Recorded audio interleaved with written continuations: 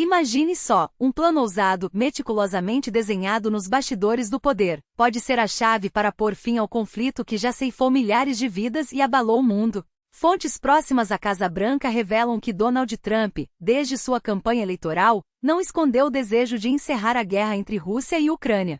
Agora sua equipe de segurança nacional, liderada por figuras como o enviado especial Mike Vicon e o assessor Mark Rubio, trabalhou nos últimos meses em uma proposta de 28 pontos que promete sacudir o tabuleiro geopolítico. O plano, apresentado a Volodymyr Zelensky, não é apenas uma trégua, é uma reestruturação radical. A linha de frente atual seria reconhecida como fronteira provisória, com o Donbas e a Crimeia permanecendo sob controle russo.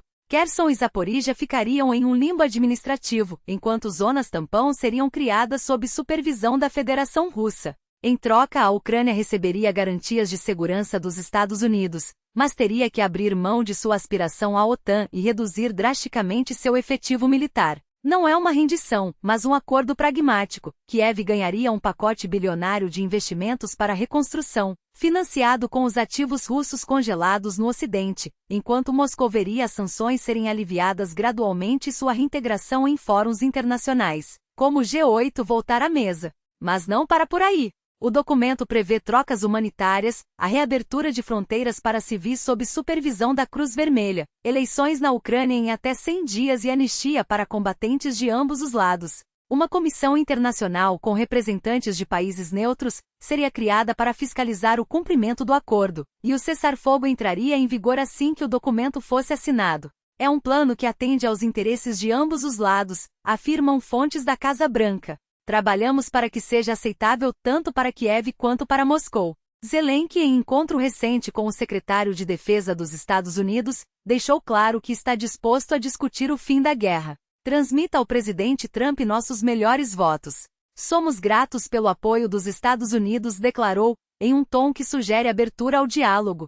A presença de altos oficiais americanos na reunião, algo inédito nas últimas décadas, reforça a seriedade da iniciativa.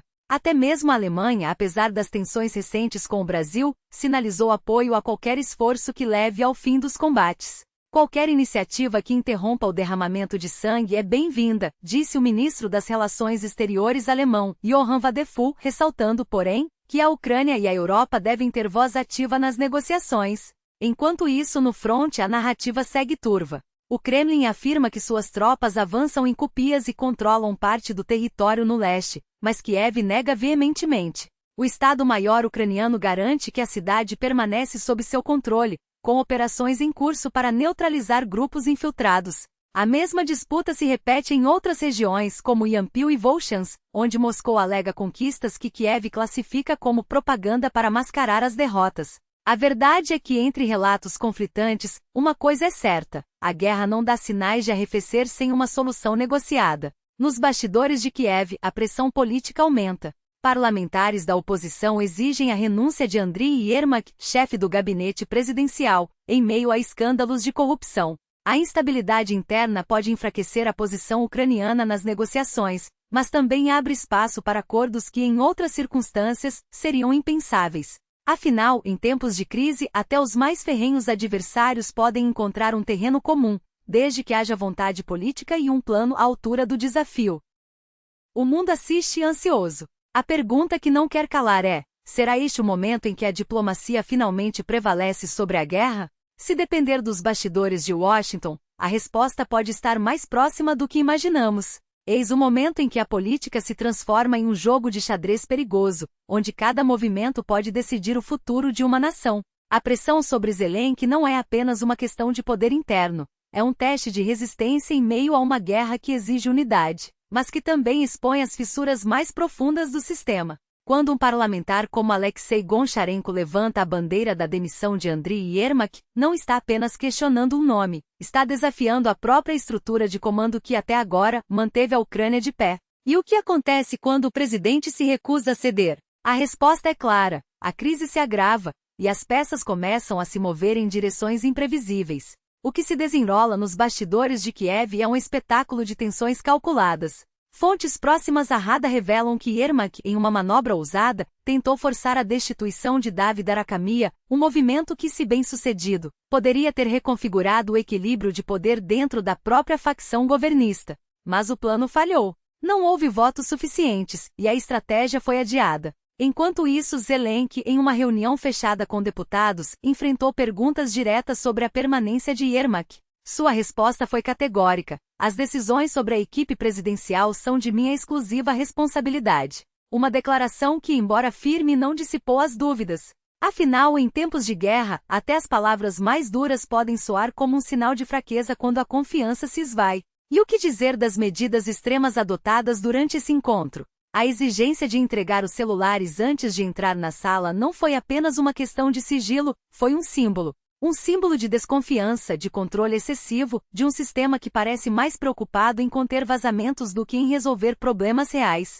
Deputados relataram ter sido barrados na porta, mesmo com a reunião sendo anunciada como facional. Um deles, ao se recusar a entregar o aparelho, foi impedido de participar. Não sou espião, sou representante do povo, protestou. Mas a mensagem foi clara: neste jogo, até a transparência é um luxo que poucos podem se dar. Enquanto isso, do outro lado do Atlântico, Yermak buscava aliados em Londres, tentando reforçar sua posição em meio a um escândalo de corrupção que ameaça manchar sua imagem.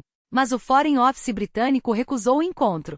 Uma recusa que soa como um aviso: em um mundo onde a credibilidade é moeda de troca, até os aliados mais próximos podem virar as costas quando a confiança se quebra. E a Rada, nesse cenário, parece um parlamento fantasma. Deputados questionam, pressionam, mas as respostas são sempre as mesmas: nada mudará. Enquanto isso, o país sangra. Enquanto isso, a guerra continua. Enquanto isso, cada dia perdido é uma vitória para o inimigo. A pergunta que ecoa nos corredores de Kiev é simples: até quando a política interna vai se sobrepor à sobrevivência da nação? Mas se em Kiev a crise é de liderança, em Moscou a justiça segue seu curso, ainda que apenas no papel. O tribunal ucraniano condenou Yevgeny Balitsky, chefe da administração russa na região ocupada de Zaporíjia, à prisão perpétua em absentia. O veredicto não é apenas simbólico, é a prova de que mesmo em meio ao caos, a Ucrânia não esquece os crimes cometidos em seu solo. Balitsky foi considerado culpado por colaboracionismo, crimes de guerra e, acima de tudo, pelo roubo sistemático de grãos ucranianos, quase 500 mil de toneladas em 2022, segundo as investigações.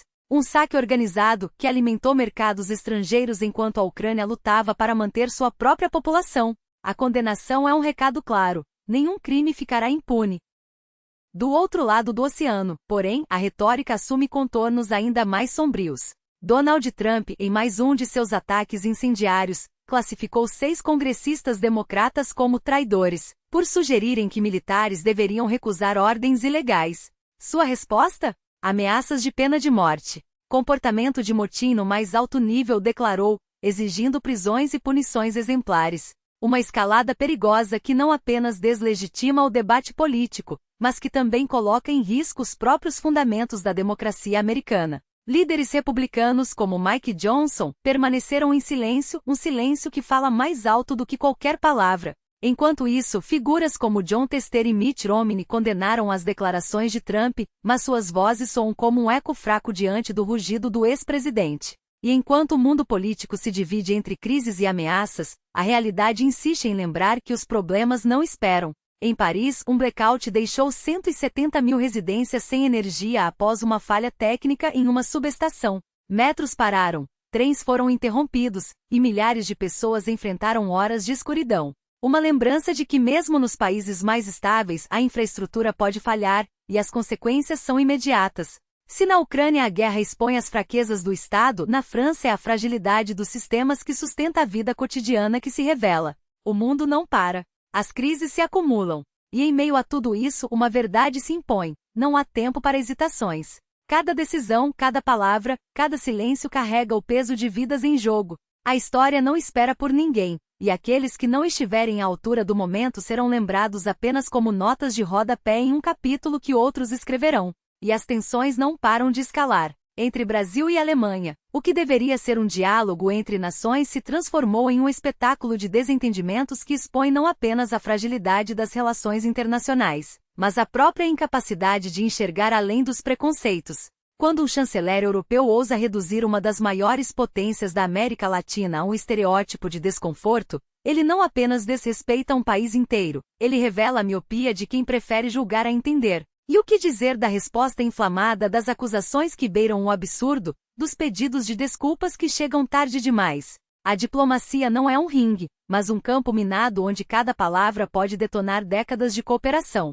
E enquanto Berlim e Brasília trocam farpas, a Amazônia continua queimando. O mesmo chanceler que menosprezou o Brasil dias antes assinou um compromisso milionário para proteger a floresta, como se dinheiro pudesse apagar o peso das palavras. Mas a verdade é que a confiança não se compra, ela se constrói. E quando um líder estrangeiro desdenha de um país que abriga a maior biodiversidade do planeta, ele não apenas ofende uma nação, ele coloca em risco a própria credibilidade de um fundo que depende da boa-fé de todos os envolvidos. A hipocrisia tem um preço, e ele será cobrado, seja nas urnas, seja nos tribunais da opinião pública. Enquanto isso, no Irã, a corda estica até quase arrebentar. A Agência Internacional de Energia Atômica exige transparência, mas Teherã responde com ameaças veladas, como se o mundo ainda não tivesse aprendido que segredos nucleares são como fósforos em um paiol de pólvora. A resolução aprovada por 19 países não é um ataque, mas um alerta. A paciência internacional tem limites. E quando Rússia e China optam por bloquear o consenso, não estão defendendo o Irã. Estão protegendo seus próprios interesses, mesmo que isso signifique alimentar uma crise que pode explodir nas mãos de todos. A história já mostrou que regimes que brincam com fogo acabam queimados. Resta saber quem será o próximo a se arrepender. E se as fronteiras da justiça são borradas na política internacional, na Turquia elas se tornam um labirinto sem saída. Um ucraniano é condenado a 25 anos de prisão por perseguir seus agressores, um veredicto que escancara como as leis podem ser armas nas mãos de quem as interpreta. O que é legítima defesa quando a perseguição se transforma em culpa? O que é justiça quando a vítima vira réu? O caso de Dmitry Shaban não é apenas sobre um homem e um tribunal. É sobre os limites da humanidade em um mundo onde a violência se justifica com burocracia. E enquanto o Ocidente debate direitos humanos, um cidadão comum descobre, da pior forma, que as regras mudam quando se cruza uma fronteira. Mas nem tudo é sombra. Em Londres, a realeza britânica prova que até mesmo as tradições mais solenes podem servir a um propósito maior. O Royal Variety Performance não é apenas um espetáculo, é um lembrete de que a cultura e a caridade andam de mãos dadas. Enquanto príncipes e estrelas dividem o palco, milhões são arrecadados para sustentar aqueles que fazem a magia acontecer, os trabalhadores do entretenimento, os artistas, os técnicos, aqueles que muitas vezes ficam nas entrelinhas da fama. E quando o príncipe William inaugura um centro de saúde mental em nome de um ídolo perdido, ele não está apenas honrando uma memória, está dizendo ao mundo que a dor não precisa ser solitária, que até mesmo os mais poderosos têm feridas. Que a verdadeira nobreza não está na coroa, mas na coragem de cuidar dos outros. O mundo não para. As crises se multiplicam. E em meio ao caos, uma pergunta persiste. O que faremos com o tempo que nos resta? Cada escolha, cada omissão, cada palavra dita ou calada define não apenas quem somos, mas que legado deixaremos. A história não perdoa os indiferentes. E aqueles que hoje viram as costas para as injustiças, para as mentiras, para a urgência de agir. Esses serão lembrados como os que tiveram a chance e a desperdiçaram. O futuro não é um destino. É uma construção. E ela começa agora.